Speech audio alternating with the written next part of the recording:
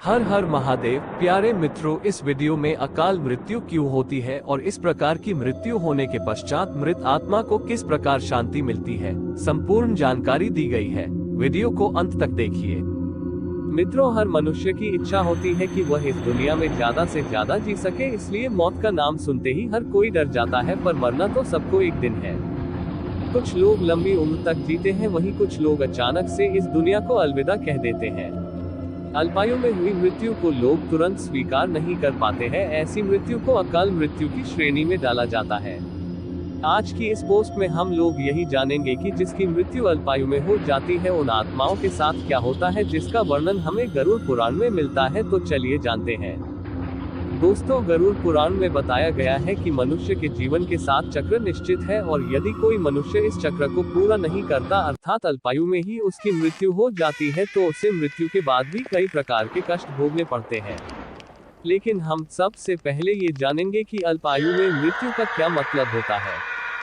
यदि कोई प्राणी भूख से पीड़ित होकर मर जाता है, या फिर हिंसक प्राणी द्वारा मार दिया जाता है, या फिर जो विष तथा अग्नि से मृत्यु को प्राप्त होता है, जिसकी मृत्यु जल में डूबने से हो जाती है, या फिर जो सर्प के काटने से मर जाता है, या फिर जिसकी मृत्यु दुर्घटना अथवा किसी भी प्रकार के आपदा के कारण हो जाती है, वह अकाल मृत्यु को प्राप्त होता है।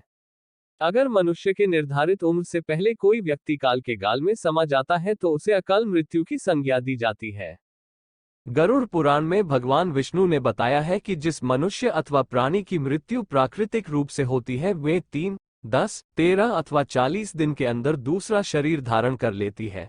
वही अल्पायु में मृत्यु को प्राप्त करने वाले आत्मा अपनी सभी इच्छाओं यानी कि भूख, प्यास, कामना, राग, दोष, क्रोध, लोभ आदि इच्छाओं की पूर्ति के लिए अंधकार में तब तक भटकती रहती है जब तक कि परमात्मा द्वारा उसका निर्धारित जीवन चक्र पूरा नहीं हो जाता।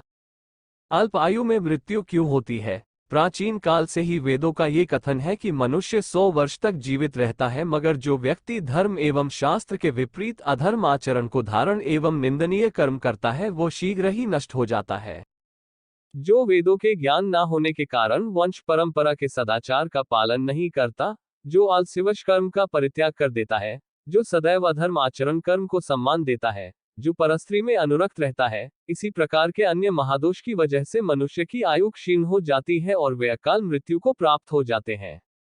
जो अपने कर्मों का परित्याग तथा जितने मुख्य आचरण है उनका परित्याग करता है तथा दूसरों के कर्मों में संलग्न रहता है, वो निश्चित ही कम उम्र में मृत्यु को प्राप्त हो जाता है, और जो धर्म विरुद्ध आचरण करता है वह भी अगले जन्म में निश्चित समय से पहले अकाल मृत्यु को प्राप्त हो जाता है।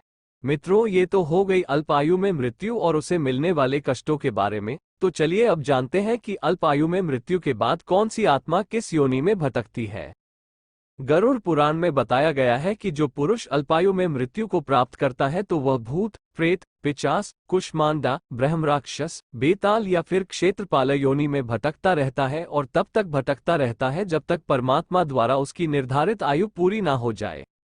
और जब भी कोई स्त्री अल्प आयु में मृत्यु को प्राप्त होती है, वह भी इसी तरह योनियों में भटकती रहती है, लेकिन उसे अलग अलग नामों से जाना जाता है।